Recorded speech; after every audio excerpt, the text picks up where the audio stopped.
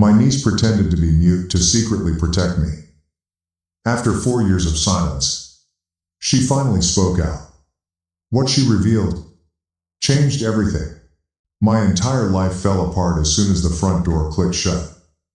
I stood in my sister's living room, listening as the cab pulled away from the curb. Emily and Ben had left for their Caribbean trip. 4 days of sun and umbrella cocktails as I babysat their daughter. I turned around and smiled, ready to ask Sophie what she wanted to do first. Perhaps we could bake cookies, watch a movie, or read together like we have always done. But Sophie didn't reach for her iPad. She was not composing a message for the text-to-speech program to read aloud. She was just standing there, staring at me with an intensity I hadn't seen in her 8 years of life. And then my niece, the child I thought was born mute, the little girl who hadn't spoken since she was a toddler, opened her mouth. "Auntie, don't drink the tea Mom made." She plotted something bad. Her voice was clear and beautiful, as if she'd been speaking her entire life. My blood turned to icy water in my veins. Let me back up about 5 hours so you can understand how I got here. How I ended up standing in my sister's home, realizing that everything I thought I knew about my family was meticulously crafted fiction. My name is Rachel Harris. I am 28 years old. I work as an accountant for a mid-sized firm in Columbus, Ohio. It's exciting, I know. Others fantasize of exotic holidays and romantic adventures, while I dream of perfectly balanced spreadsheets. My therapist believes I use numbers to feel in control. My therapist is probably correct. That morning began normally enough. Saturday, coffee, peaceful flat. I was genuinely enjoying the silence when my phone rang. Emily, my older sister, and I are 4 years apart, but it feels like 40 at times. Her voice was honey sweet, which should have been my first clue. Emily only used that voice when she desired something. "Rachel, I have the biggest favor to ask." It turned out she and Ben had planned an anniversary cruise. 4 days in the Caribbean, very romantic, very last minute, and they needed someone to look for Sophie. Of course, I replied yes, because that is what I usually told Emily. I said, I'd love to spend time with her, and I meant it. I truly adored my niece. Even though communicating via iPad was sometimes exhausting, Sophie had a unique quality. She had huge, alert eyes that seemed to take in everything. When I read to her, she would lean on my shoulder, and I could feel her relax, as if my voice was a safe haven. Sophie was born with an unusual condition. Emily always claimed that her ability to talk was hampered by a neurological condition. Doctors discovered it when she was around 3 years old. Emily stated that nothing could be done. I've never questioned it. Why should I? She was my sister. Mothers know their children. Besides, I wasn't around much in Sophie's early years. I took a job in Chicago shortly after she was born. A good opportunity. Could not pass that up. I'd fly home for Christmas. Maybe for a weekend or two. Sophie had been mute by the age of 3. Emily had already created the entire narrative. I returned to Ohio 2 years ago when our mother became ill. Cancer, the slow and horrible type. I wanted to be nearby and help. Throughout those months, I began spending more time with Sophie, reading to her, bringing her books, and simply being present. Even without words, we created something real. Our father, Connor, died 2 years before Mom from heart problems. He was the quiet, steady type, the man who fixed things without complaining. After he left, it felt as if the family had lost its anchor. When Mom died 12 months ago, she left behind a trust worth $950,000. Their whole life savings, Dad's life insurance, and everything. The terms were explicit. Emily and I had to sign for any significant withdrawals. Mom was astute that way. She also bequeathed me the family home, which Emily already owned at the time. I believed it was fair. Now I'm wondering whether Mom knew something I didn't. Anyway, back to Saturday morning. I drove to Emily's place at midday. Nice property with a large lawn. The kind of house that would look good on a magazine cover. Emily welcomed me at the door with a hug, which was unusual. My sister was not a big hugger. "You're a lifesaver, Rachel," she explained. She looked stunning, as always. Hair and nails had been done, and fancy luggage is waiting by the door. Ben was piling suitcases into a taxi that had recently arrived. He scarcely glanced at me. Just a short wave and murmured hello. Ben appeared tense and sweating, but he was constantly twitching. I didn't think much about it. Emily escorted me through the house as if I had never been there before. "Here's the kitchen. Here's Sophie's room. Here's the TV remote." She then opened the refrigerator and took out a large thermos with a yellow top. "I made this for you," she explained, placing it into my hands. "Herbal tea for stress. You look tired, Rachel. You've been working too hard." Something about the way she stated it felt strange, or overly pushy. But I smiled and thanked her, like I did with Emily. I smiled, thanked her, and didn't push back. She had always had the answers, even when I hadn't asked for them. Emily prescribed lavender oil, green juice, and a vision board covered in George Clooney photos when I had a difficult breakup at 25. "Manifest your future husband," she had stated. I still have trust concerns with vision boards. The cab honked. Emily hugged me again. 2 hugs in one day, absolutely unusual, and I ran out the door. Ben followed silently. I watched them get into the car and pull away. Then I locked the front door, turned around, and saw Sophie standing there, looking at me as if she was ready to tell me the world was ending. "Auntie, don't drink the tea Mom made." She plotted something bad. I couldn't breathe or think. The thermos was still in my hands, and it suddenly felt like a bomb. My niece, who I thought was born mute, had just spoken to me in a perfectly audible voice, warning me that my own sister was attempting to poison me. Before we continue, if you're enjoying this story, please subscribe and let me know where you're watching from and what time it is. I read every single comment, and your support means everything to me. Now, let's get back to what happened next. I set the thermos on the counter as if it were radioactive. My hands were so shaky that I almost dropped it. Then I returned to Sophie and sank to my knees, bringing myself to her eye level. "Sophie," I said, "you can talk?" She nodded. Her eyes were big and worried. But there was also something vicious about them. Something determined. "I always could."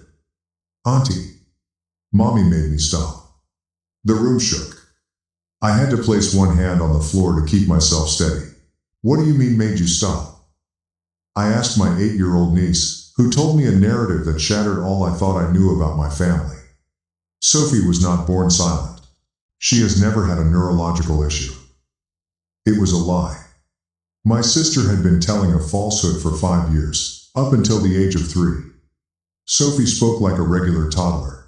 She said her first words, learned new ones every day, sang songs, asked a million questions, and uttered, "I love you" before bedtime. Then, one afternoon, everything changed. Sophie was playing upstairs in her room. She became thirsty, so she crept downstairs to fetch some juice. Mommy was in the kitchen, talking on the phone. She hadn't noticed the small girl waiting in the doorway. Sophie heard words. She didn't comprehend most of them, but she did recognize a few. "Aunt Lisa. Money is out of the picture. When Daddy leaves, Mom follows, and we get everything. She absolutely trusts me." Sophie, 3 years old, questioned her mother. "Mommy, what does out of the picture mean?" Emily's face became frigid. She grasped Sophie's arms too hard, causing little bruises, and bent down until they were face to face. "Listen to me very carefully," she hissed. "If you ever speak to anyone else about anything, something awful will happen to Aunt Lisa. Your voice is harmful. Everything you utter harms her. If you adore your auntie, you'll never make another sound. Do you understand?" Sophie loved me. I was the aunt who brought her picture books. I was the one who smiled at her like she was the most special thing in the world. So Sophie stopped talking. She was 3 years old. She made a decision to give up her voice to protect me. I sat on Emily's kitchen floor, tears streaming down my cheeks, as this child explained the sacrifice she'd made. Emily, my sister, the devoted mother, had used Sophie's fear to take her to doctors, play the role of concerned parent, and collect her selective mutism diagnosis, but she told everyone something different. It was a neurological condition that Sophie was born with, and there was nothing she could do about it. Emily won the Mother of the Year award from the community center 2 years ago, and everyone praised her patience and dedication to her special needs child. I was visiting Chicago twice a year, and I had no reason to doubt my sister about her own daughter. The crystal plaque on the mantel caught my eye. I instantly wanted to hurl the plaque in the sun and watch it burn. "What else do you know, sweetheart?" I asked gently. "What else have you seen?" It turned out that Sophie's silence rendered her invisible. Adults forgot she was there and talked freely around her, figuring she couldn't comprehend or couldn't tell anyone even if she did. Sophie witnessed her mother repeatedly practicing my signature on scrap paper until it was nearly perfect. She overheard phone conversations about trust and transferring everything, and Rachel watched her father become increasingly afraid of her mother, agreeing to everything without question. Sophie had seen her mother perform for neighbors, church friends, and teachers, the perfect mask of a loving parent making sacrifices for her disabled daughter. And 2 nights ago, she heard something that made her realize she couldn't stay silent any longer. She crept to the top of the stairs, as she had done hundreds of times before. Her parents were in the kitchen plotting. "The tea will make her sick enough for the ER," Emily explained. "Not hazardous. Just severe stomach problems and great drowsiness. She will be gone for days." "What about Sophie while we are away?" Ben inquired. "Mrs. Stevens next door will accept her. I've previously informed her. Rachel has episodes from time to time. She bought it completely, and while Rachel is in the hospital, we drive to Indianapolis, where there is a lawyer who doesn't know her. I have all the forged papers ready, and we transfer the entire trust to my name. By the time Rachel recovers, it's done, and she won't be able to prove anything. There's no cruise, no Caribbean vacation, just a scheme to poison me, forge my signature, and steal over $1 million. You saved me." I whispered into Sophie's hair. "You know that, right? You saved my life." She hugged me back. "Rachel, I couldn't let Mama hurt you." "Not anymore." I looked over at the thermos on the counter. It looked innocent, had a yellow lid, contained homemade tea from my loving sister, and served as evidence. My tears stopped, and something hard and concentrated settled in my chest. Emily thought she had 5 days to steal everything. She thought I'd be lying in a hospital bed, too sick to stop her, but she was very, very wrong. The first call I made was to Lily Moore, whom I met in college. She went into nursing, and I went into accounting. We took different paths, but we stayed close. She was the kind of friend who showed up with ice cream during breakups and told you the truth even when it hurt. I trusted her completely. She responded on the second ring, "Rachel, what's up?" "Lily, I need you to come to Emily's house right away. Something happened to me. I cannot explain it over the phone. Please just come." Something in my voice must have worried her. She didn't ask questions. On my way. 40 minutes later, she stood at the door, still dressed in scrubs from her shift, hair pulled back in a sloppy ponytail. Lily took one look at my face and pulled me into a hug. "Talk to me." So, I did.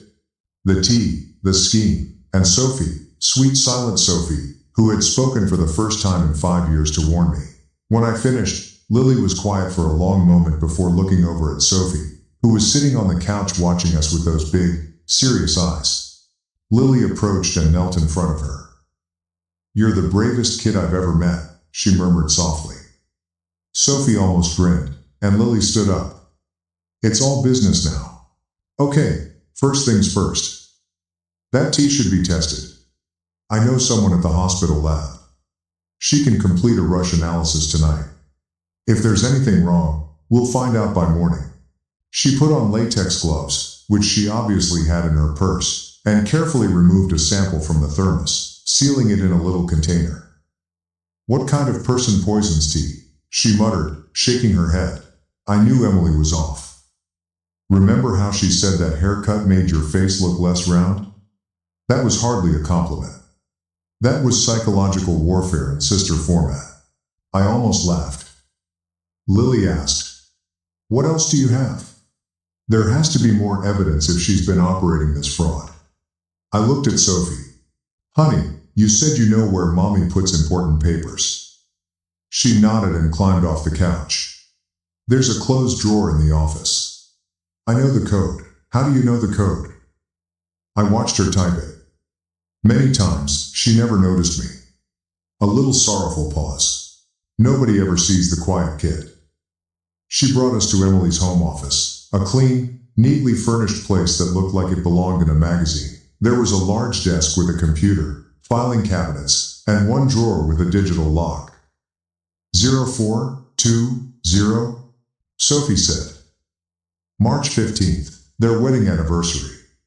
Of course, Emily would use something sentimental. It made her feel clever. I punched in the code, the drawer clicked open, and what we found inside made my stomach turn.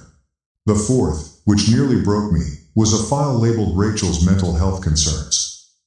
They discussed the emergency transfer of trust assets, as well as my mental instability and inability to manage finances. The meeting was scheduled for the fourth day of the cruise. Emily's handwriting was on the pages, dated entries describing my erratic behavior, depression, paranoid episodes, complete fabrications, and everything else. She was creating a paper trail, preparing to paint me as mentally unfit, in case I ever challenged the fraud. My own sister was planning to call me crazy, destroy my credibility, and take everything and leave me with nothing, not even my reputation. Lily photographed every single document, every page, and every date.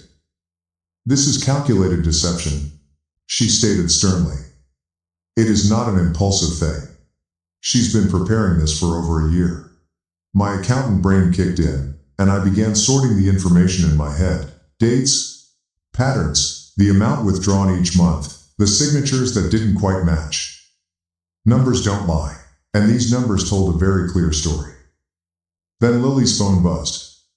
Her contact at the lab working the overnight shift had rushed the tea analysis. The results, a concentrated combination of a powerful laxative compound and a sedative herb. It was not lethal, but absolutely incapacitating.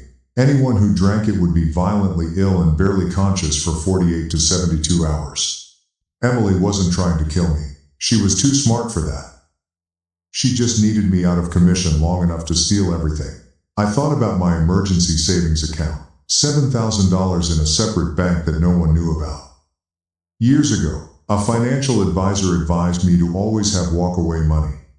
I had quietly followed that advice, never mentioning it to my family, and now that money was going to fund my fight. Sometimes boring financial planning saves your life. There was one more call to make. Luke Thompson. We were in the same study group in college. He went to law school while I went into accounting, and he was now an assistant prosecutor for Franklin County. I contacted him and described everything. After a lengthy, quiet, "Rachel," he eventually said, "This is fraud, forgery, attempted poisoning, and what your sister did to that child. Coercive control and psychological abuse. That is serious. Very serious. What should I do?" "What should I do? You delegated responsibility for legal matters to me. I'll coordinate with local police and contact the FBI. This crosses state borders, making it federal. We will also contact the Indianapolis lawyer. He could be an unwitting participant or a conspirator. Whatever happens, we'll find out. Emily is unaware that you are onto her. If she becomes alarmed, she may flee with whatever money she has access to. You must convince her that her plan is perfect." I looked at the thermos, still sitting on the kitchen counter. I had to pretend I drank it. Pretend I was sick. Pretend I was helpless and incapacitated while my sister drove to Indianapolis to rob me. 3 days of acting. The performance of my life. "I can do that," I said, and I meant it. Day 2. It was time to become an actress.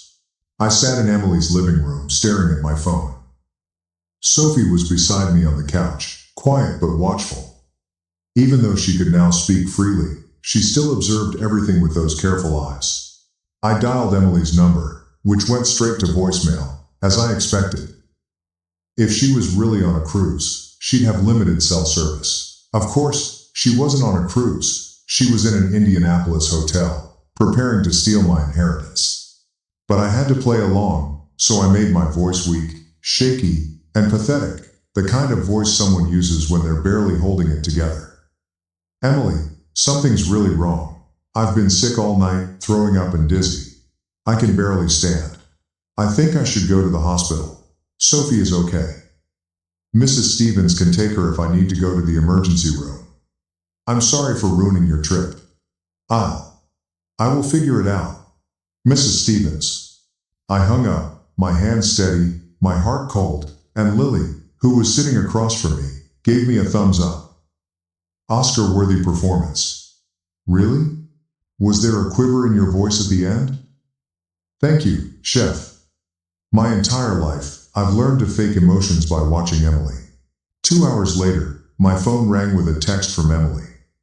It wasn't a call, a worried voicemail inquiring about the hospital, or a frantic message requesting to speak with her daughter. It was a text. Feel better soon. Do not worry about Sophie. Mrs. Stevens is great with children. Rest and take care of yourself. See you in a few days. I stared at that pink heart emoji for a long time. My sister might have poisoned me. She was actively planning to steal more than $1 million from me, and her response was a cartoon heart and an exclamation point. Emily, show some range. She didn't even ask about the hospital. Lily said, reading over my shoulder. She didn't even ask which one. Did not offer to come home. I didn't ask to talk to Sophie. Nope. Your sister is really a sociopath. I'm starting to think actual sociopaths try harder than this. Over the next few hours, Lily's husband, who worked in IT, gave us a quick lesson in social media tracking. Turns out Ben wasn't as careful as Emily. His Instagram still had location services enabled, and he posted a selfie at a coffee shop yesterday morning, smiling like an idiot. Emily kept meticulous records of everything, and I discovered them at the bottom of a stack of old tax returns in the evidence drawer. They were geotagged to Indianapolis, Indiana, and there was no beach, cruise ship, or Caribbean sunset. My hands trembled as I read the handwritten letters, dated during our mother's final months, written by Emily to our mother, Amelia. While Mom was dying of cancer, weak, scared, and fighting for every breath. Emily begged no, demanded that Amelia change the will and leave everything to Emily alone. Cut me out entirely. Rachel is single. She doesn't have as many responsibilities as I do. I've got a daughter to raise. I need the money. You've always favored her. This is your chance to make things right. If you ever loved me, you'll do this. The manipulation, guilt, and cruelty of putting pressure on a dying woman. And then I found Mom's response, handwritten on her personal stationery. The handwriting was shaky, but the words were strong. I will not punish Rachel for being responsible. I won't reward you for your greed. The trust remains equal. This discussion is over. Don't bring this up again. I love you, but I'm disappointed with who you've become. Mom. Amelia refused. Even on her deathbed, she protected me. So, Emily waited. She waited for our mother to die. And then she started forging. I sat there on the floor of that perfect home office, holding my mother's final words in my hands, and I cried not for myself, for Mom, for the betrayal she saw in her own daughter before the end. Auntie. Sophie's small voice. She'd come to the doorway. Yes, sweetheart? Are those letters from Grandma? Auntie. Yes. She walked over and sat down next to me on the floor. Her little hand found mine. Grandma told me something once, she said quietly. When Mommy wasn't in the room, she said, watch your mama, little one. Something's wrong in her heart. I thought she meant Mommy was sick, like with her actual heart. I didn't understand. I think Grandma knew. I said she always saw people clearly. Do you think she knew about me? That I wasn't really mute?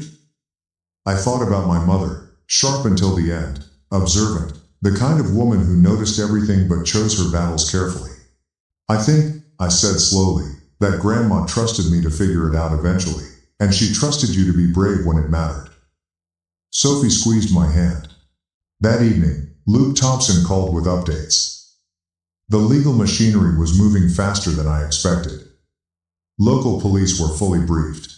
Given the evidence of fraud, forgery, and attempted poisoning, they were taking this seriously.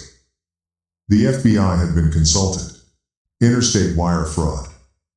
Transferring money across state lines through deceptive means was a federal offense. Emily had made this a federal case all by herself, and the Indianapolis lawyer Sam Carter, Luke's contacts, had reached out to him. Turns out Carter had been having doubts. The signatures on the authorization forms looked slightly off to him. He was already considering canceling the meeting. When authorities explained what was actually happening, he agreed to cooperate fully. The sting was set for day 4.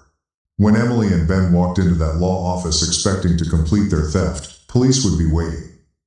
Your job, Luke reminded me, is to keep pretending. Keep sending sick updates. Make her believe everything is going according to plan. So I did. Day 2, text, still so sick. The doctor thinks maybe food poisoning. So strange. Sophie is wonderful with Mrs. Stevens. Day 3. Text. Barely keeping water down. So weak. Don't cut your trip short. I'll be fine. I just need rest. Each message I imagined Emily reading it, smiling, thinking her stupid, trusting sister was exactly where she wanted her. That same day, Luke arranged for a child advocacy specialist to take Sophie's statement. It had to be done properly, videotaped with a child psychologist present, following all legal protocols for minor witnesses. Sophie was nervous. She sat in a chair that was too big for her, feet dangling above the floor. But when the question started, she sat up straight. She used her voice, still new, still strange after 4 years of silence, and told them everything, what she heard when she was 3. The threats, the fear, the decision to stop speaking, the years of watching and listening. The night she overheard the plan about the tea. When it was over, she looked at me through the observation window. That's the most I've talked since I was 3, she said. My voice is tired, but it feels good. Like I've been holding my breath underwater for years.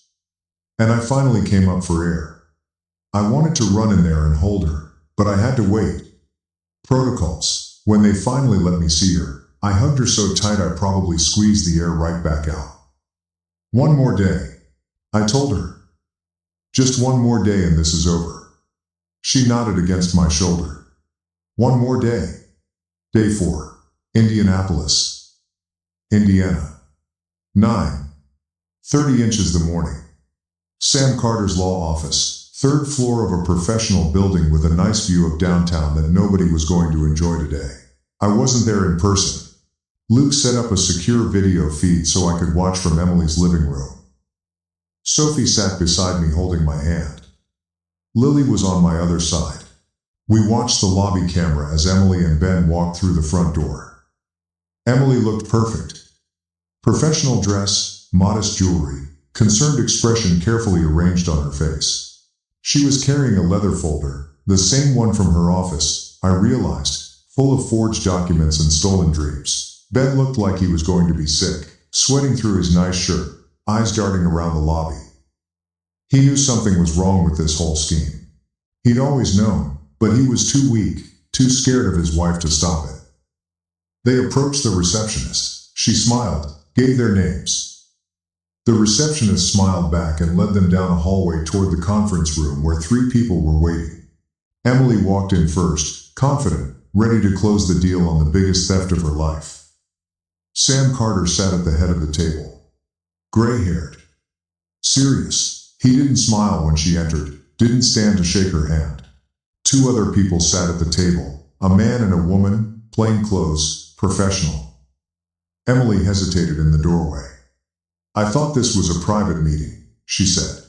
That honey-sweet voice again, the one she used when she sensed something was off. Carter's response was flat. Mrs. Harris, please have a seat. These are Detectives Morrison and Park. They have some questions about the documentation you've submitted. Through the video feed, I watched my sister's face, the flicker of confusion, the quick calculation behind her eyes, the decision to brazen it out. She sat down, crossed her legs, folded her hands on the table. Of course, whatever I can help with. Is there some problem with the paperwork? Detective Morrison was calm, almost friendly. She asked Emily to confirm her identity, her relationship to me, her role as co-trustee of our parents' estate. Emily confirmed everything, smooth, confident. She still thought she could talk her way out. Then Morrison placed two documents on the table side by side. On the left, my signature from the forged authorization forms. On the right, my real signature from verified bank records. Mrs. Harris, can you explain why these signatures don't match? For just a second, barely a heartbeat, I saw panic flash across Emily's face. Then, the mask slammed back down. My sister has very inconsistent handwriting, Emily said. She's always been that way. And frankly, she's not well mentally. I have documentation about her instability. I can show you. Detective Park cut her off. We've reviewed your documentation. The notes about your sister's supposed mental health issues. He paused. Interesting thing. Her employer describes her as one of the most detail-oriented people they've ever worked with. Her doctor confirms she's in excellent mental and physical health. 3 colleagues provided statements calling her exceptionally stable and trustworthy. The mask was cracking. They don't see her like I do. The family knows the truth. Mrs. Harris. Morrison's voice was still calm. But there was steel underneath. Now, we have bank records showing $150,000 in unauthorized withdrawals over 12 months. We have email correspondence with this office discussing emergency trust transfers. We have forensic analysis of your sister's signatures proving forgery. She placed another document on the table. And we have lab results from the tea you prepared. A potent combination of sedatives and laxatives capable of keeping someone in the hospital for several days. Ben made a small sound, resembling a wounded animal. Emily was frozen. The honey-sweet expression was gone. What remained underneath was cold and cornered. Then Morrison took out a tablet. There's one more piece of evidence we'd like you to hear. She pressed play. A child's voice echoed throughout the conference room. Clear, steady, and unmistakable. Sophie's story. My mommy told me when I was 3 that if I ever talked again, something bad would happen to Aunt Rachel. She said my voice was dangerous, that every word would hurt her. So, I stopped talking for 4 years to protect my aunt. Sophie continued recording, describing what she had overheard. The phone call came when she was 3, the night before the cruise. Every detail is delivered in that careful, serious tone. I couldn't let Mommy hurt Aunt Rachel. She's the only one who ever really saw me. Even when I couldn't talk, she listened. The recording ended. Silence. And if this story has you on the edge of your seat right now, please take just 1 second to hit that like button and subscribe. Your support means everything to me, and I read every single comment. Now, let us finish this. Sophie was diagnosed with selective mutism, a psychological condition that is frequently caused by trauma or fear, according to medical records, not what you told your family. Your daughter stopped speaking after you terrorized her for 4 years. Emily's face twisted, and the mask shattered completely, revealing the ugly, raw Emily who was supposed to remain silent, which she was never supposed to do. This was child psychological abuse, fraud, forgery, and attempted poisoning. Emily, Ben's voice shaking, said, "Quit talking." He turned to the detectives and said, "Just stop. I need a lawyer. A separate attorney. I will cooperate. I will tell you everything." She had everything planned out. Signatures, transfers, and tea. I was afraid of her. "I will testify. Whatever you need." Emily turned on him with a fury that made even the detectives nervous. "You pathetic coward. After everything I have done for us." Mrs. Detective Park stood up and said, "Harris, you're under arrest." Please stand with your hands behind your back. We thank you. We have talks engine. We have to.com. We have talks ed. The handcuffs clicked around her wrists. She was still talking, still attempting to explain, justify, and manipulate, but there was no one left to manipulate. Everyone in the room had seen the evidence.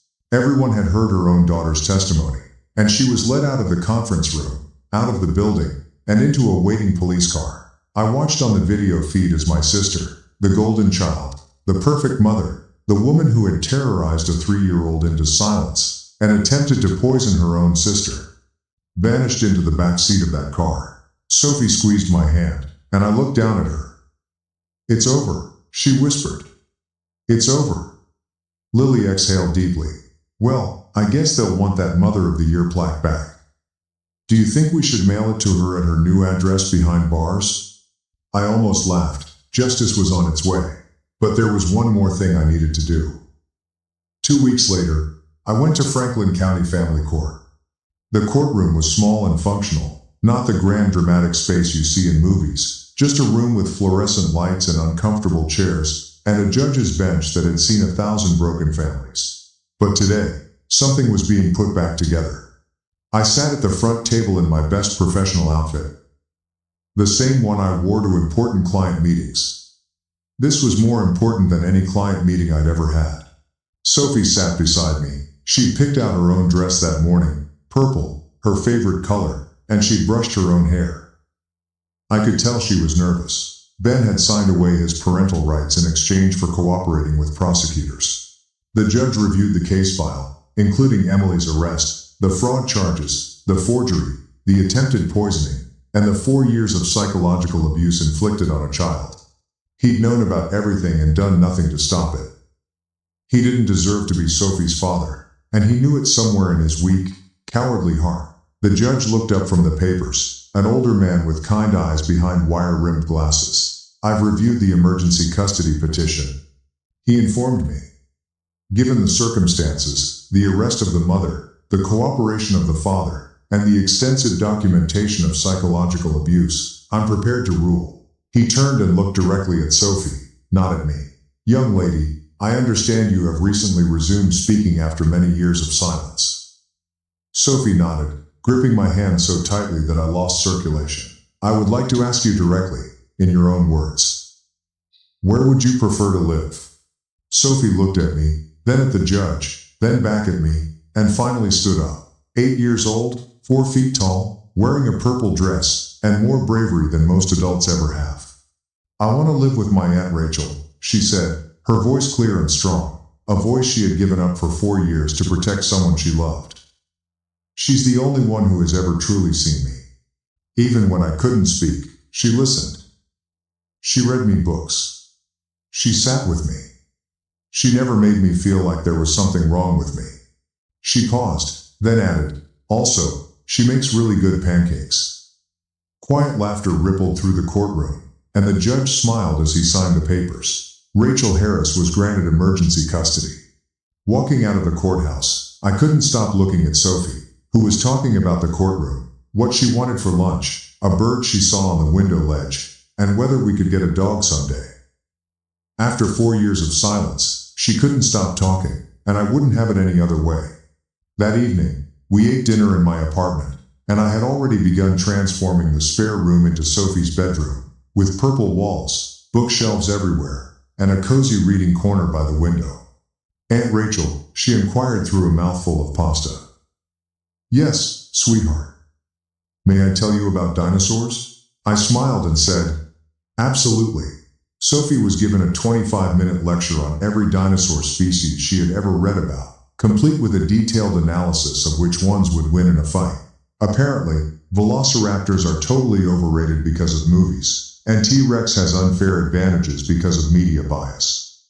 The true winner, according to Sophie, would be the Ankylosaurus, which is essentially a tank with a built-in weapon. I did not have to understand dinosaur combat theory. All I needed to do was listen. Sophie began therapy with a specialist in childhood trauma the following week, and the sessions were difficult at times. 4 years of fear and silence do not vanish overnight, and there were bad days when she became quiet again. and the old terror crept back in. But there were also good days, when she laughed aloud and sang in the shower. Emily faced multiple felony charges and took a plea deal to avoid trial. I didn't attend any of the hearings because I had more important things to do. She would come home from school full of stories about new friends who had never known her as the mute girl, just as Sophie. The majority of the stolen money was traced and recovered, and I became sole trustee, carefully managing it for our future. Mine and Sophie's. I sold the family home, which had too many complicated memories, and used a portion of the proceeds to start Sophie's education fund, while the rest went into savings. Walk-away money multiplied. Sometimes I think about my mother, about that letter she wrote to Emily, standing firm even as cancer took her away, about the quiet warning she whispered to her granddaughter. Something's wrong in her heart. Patricia Harris saw the truth about her own daughter, and even in death, she protected those who deserved it. Last Saturday morning, Sophie and I had breakfast on my little apartment balcony. Nothing fancy, just pancakes, orange juice, and early autumn sunshine. Sophie was telling me about a dream she'd had, something about a penguin who could drive a car, a castle made entirely of waffles, and a very polite dragon named Gerald who apologized every time he accidentally set something on fire. It made no sense, but it was perfect. I sipped my coffee and listened, really listened. This is what family should sound like. A kid rambling about waffle castles, morning light through the trees, two people who chose each other sitting together talking about nothing and everything. Sophie paused in the middle of her story and looked at me. Thank you, Aunt Rachel, for listening. I reached over and squeezed her hand. Always, sweetheart. Always. The quietest people are not always the weakest. They're just waiting for someone they can trust to finally speak. Sophie found her voice. And I found my family. Some stories have happy endings, but ours was just getting started. Thank you so much for watching. More of my most gripping stories are already on your screen. Click one now and don't miss the best part. You'll love it. See you next.